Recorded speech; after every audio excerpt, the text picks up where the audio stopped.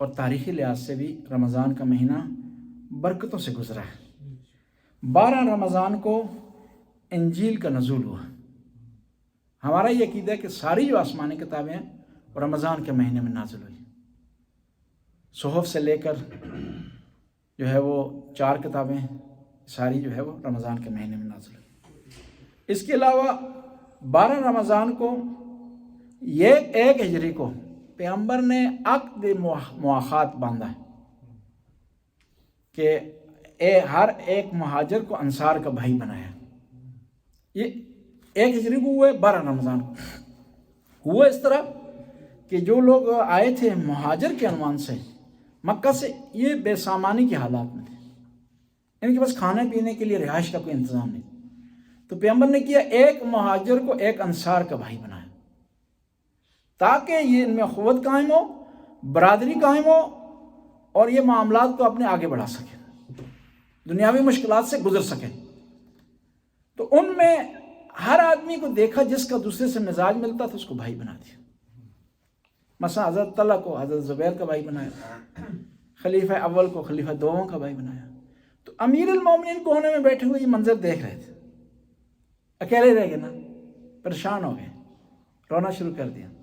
تو پیغمبر نے فرمایا یا علی انت اخی فی الدنیا والآخرہ، کہ اے علی تو میرا بھائی ہے، تجھے پریشان ہونے کی ضرورت نہیں۔ اور یہاں پر پیغمبر نے استثناء کیا ہے کہ کیونکہ یہ تھا کہ ایک مہاجر ایک انصار کا بھائی بننا تھا۔ پیغمبر بھی مہاجر ہے، امام علی بھی مہاجر ہے۔ اب سوال ہی پیدا ہوتا ہے کہ امام علی کو کسی انصار کا بھائی بنا دیتے، اپنے آپ کو کسی انصار کا بھی بناتے، یہاں کیسا ہو؟ کیونکہ ہم کف کوئی نہیں تھا، برابر کوئی نہیں تھا، کہ جو قابلیت نہیں رکھتا تھا جو پیغمبر کا بھائی بنے، جو قابلیت نہیں رکھتا تھا علی کا بھائی بنے۔ اس لیے امام علی کو اپنا بھائی بنایا، کس نے؟ پیغمبر اسلام نے۔ یہ واقعہ کس کا ہے؟ 1 ہجری کا ہے، 12 رمضان کو۔ 15 رمضان کو امام حسن علیہ السلام کی 3 ہجری کو ولادت ہوئی ہے۔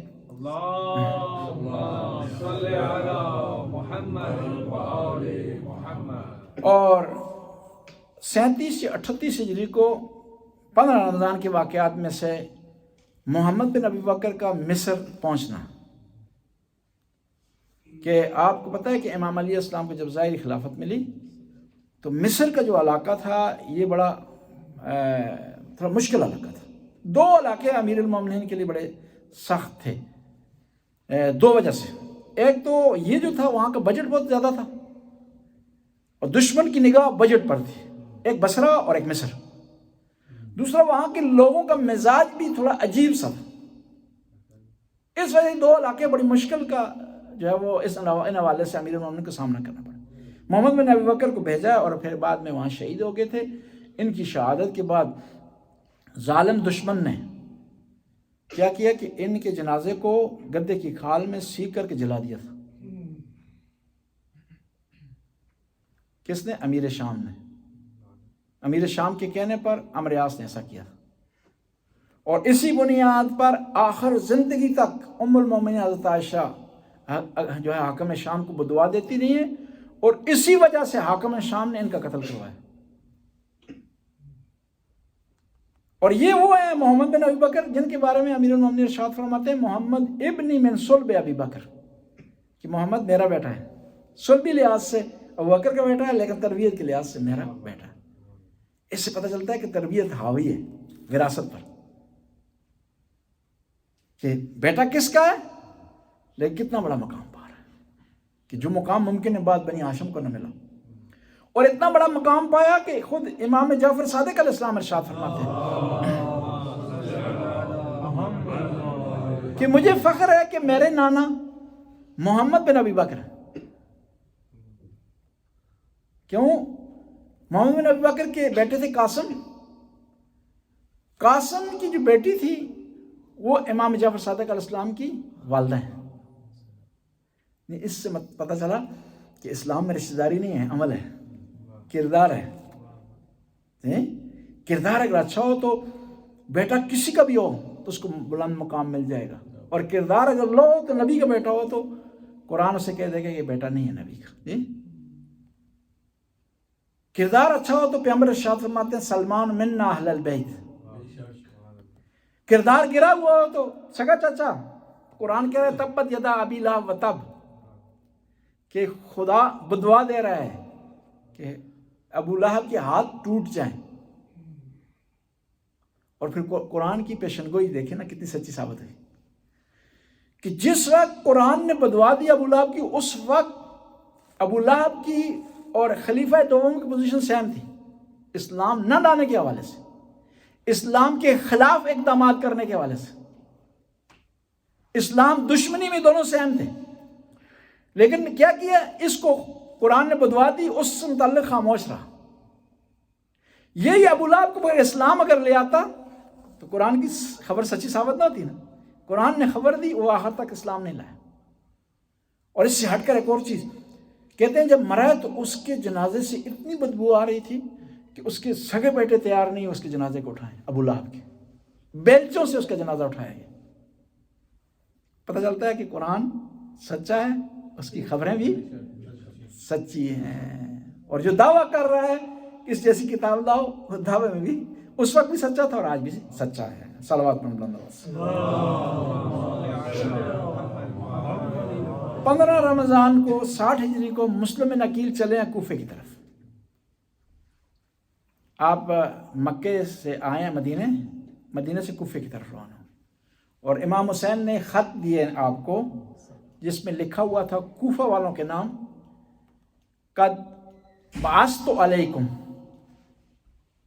ثقتی من اہل بیتی و اخی مسلم بن عقیل ابن ابی طالب، کہ لوگوں کوفہ والوں میں تمہاری طرف بھیج رہا ہوں اپنے ایک قابل اعتماد آدمی کو، اپنی فیملی کے آدمی کو، اپنے بھائی کو، اپنے چچا زاد کو، مسلم نقیل کو. اور یہ روانہ ہوئے کوفے کی طرف. اور پھر بعد میں جو واقعات ہوئے کوفے میں، اور بعض سے آپ آگاہ ہیں اور انشاءاللہ پھر کبھی فرصت تو بیان کریں گے. 17 رمضان کو جو واقعات ہوئے ان میں سے ایک ہے جنگ بدر، پہلی اسلام کی جنگ. ناسامانی کی حالت میں مسلمان، مناسب ہتھیار نہیں ہیں، مناسب سواریاں نہیں ہیں، 313 افراد ہیں 1000 کے لشکر کے مقابلے میں آ گئے. یہ صرف قوت ایمانی تھی، ورنہ کوئی بھی یہ جرت نہیں کرتا 313 بغیر ہتھیار کے، بغیر سپورٹ کے، بغیر رسد کے 1000 کے دشمن سے لڑنے کے لیے میدان میں چلا جائے. اور وہ 1000 بھی کیا ہیں؟ جنگجو ہیں. مکہ اور مدینے والوں میں یہ خصوصیت تھی کہ مکہ کے جو لوگ تھے وہ لڑاکے تھے، جنگجو تھے. مدینہ کے لوگ یہ زراعت پیشہ لوگ تھے، یہ لڑائی نہیں جانتے تھے. اس لیے جنگ بدر میں جب مسلمانوں کی طرف سے 3 انصار باہر نکلے ہیں نا، تو کفار قریش نے کہا کہ نہیں، ہمیں قبول نہیں ہے ان سے لڑائی کرنا، کیونکہ ہمارے مقابلے کے نہیں. وہ بعض کا ذاکرین اشارہ کرتے نا کہ 3 آدمی نکلے اس ٹائپ تو انہیں کہا ہے کمی ساڑھے مقابلے دے کوئی نہیں، انہیں تیار میں واپس کرو تو اور جو دوسرے جنگجو وہ 3. جب مومن 3 کا اشارہ کرتا ہے لوگوں کا ذہن کہیں اور چلا جاتا. نہیں، وہ انصار تھے بیچارے، مہاجرین میں سے نہیں تھے اور مخلص تھے. وہ جو آگے میدان میں اپنے آپ کو نبی پر قربان کرنے کے لیے مخلص ہے. لیکن وجہ ایک اور ہے، علی کے برابر کوئی نہیں تھا، ورنہ وہ سارے جنگجو تھے، لڑائی جانتے تھے، مہارت رکھتے تھے. وجہ یہ ہے کہ علی علیہ السلام اتنے شجاع بہادر تھے کہ ان کی سب کی شجاعت گم ہو گئی علی علیہ السلام کی شجاعت کے مقابلے میں. 3 میدان میں آئے، انہوں نے کہا کہ ہمیں یہ نہیں چاہیے، ہمیں اپنے بھیجو. تو کہتے ہیں پھر 3 افراد پیغمبر نے بھیجے، امام علی، حضرت حمزہ، اور بعض روایات میں ملتا ہے عبید اللہ بن جرہ. یہ آئے میدان میں، اور اس جنگ میں دشمن کے 70 سے زیادہ افراد مارے گئے، جن میں سے 25 سے 24 افراد کو امیر المومنین نے فنار کیا. اور جو دوسرے مارے گئے ان میں بھی مدد کی علی علیہ السلام نے.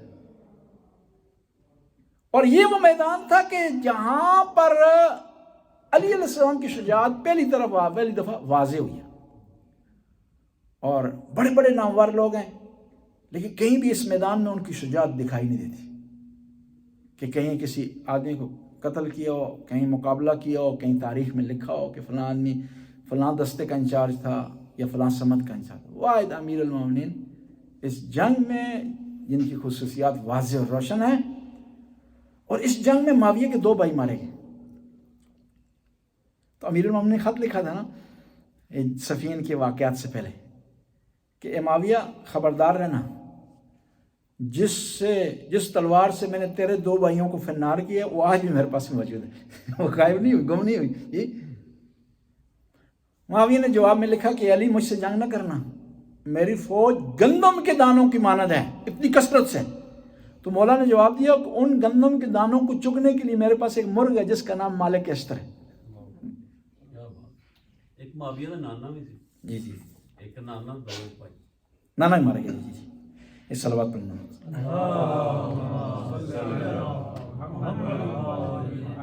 اور 17 رمضان کے واقعات میں سے ایک آخری واقعات بیان کرتے ہیں، وقت کافی ہو گئے. شیخ طوسی کی ولادت ہوئی ہے 385 ہجری کو. شیخ طوسی ہمارے مذہب میں ایک خاص مقام رکھتے ہیں. شیخ طوسی 2 حوالے سے، محدث ہونے والے سے بھی مقام رکھتے ہیں اور فقیہ ہونے کے حوالے سے بھی مقام. محدث ہونے کے حوالے سے ہماری جو 4 کتابیں ہیں نا حدیث کی، ان کے 2 کے رائٹر شیخ طوسی ہیں، تہذیب اور استبصار کے.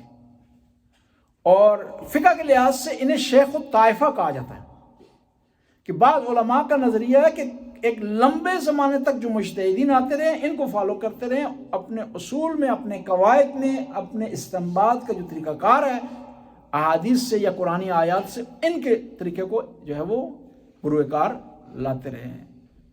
اور شیخ طوسی کا بہت بڑا کتاب خانہ تھا بغداد میں جو جلا دیا گیا تھا.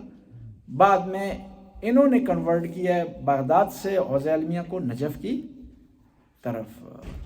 ایک عظیم جو ہے مقام رکھتے ہیں اور یہ ایران کے رہنے والے تھے. ہماری فقہ میں، ہماری تفسیر میں، ہمارے دوسرے جو علوم ہیں دینی، ان میں ایرانیوں کا بہت زیادہ کردار ہے، بہت زیادہ خدمات انہیں انجام دی. حتیٰ اہل سنت میں بھی ایرانیوں کو بہت زیادہ. 6 کتابیں اہل سنت کی حدیث کی، 6 کے 6 رائٹر جو ایرانی ہیں. اہل سنت کی تفسیر کی جو ٹاپ کی کتاب ہے تفسیر فخر رازی، جس کے مقابلے کی ابھی تک نہیں آ سکی، جس کا توڑ ابھی تک نہیں آ سکا، وہ کیا ہے؟ ایرانی ہے. یعنی اگر علوم دین سے چاہے شیعہ کے حوالے سے ہو چاہے سنی کے حوالے سے ایرانیوں کو سائڈ پر رکھ دیا جائے تو مواد جو ہے بہت کم بچتا ہے. بسم اللہ الرحمن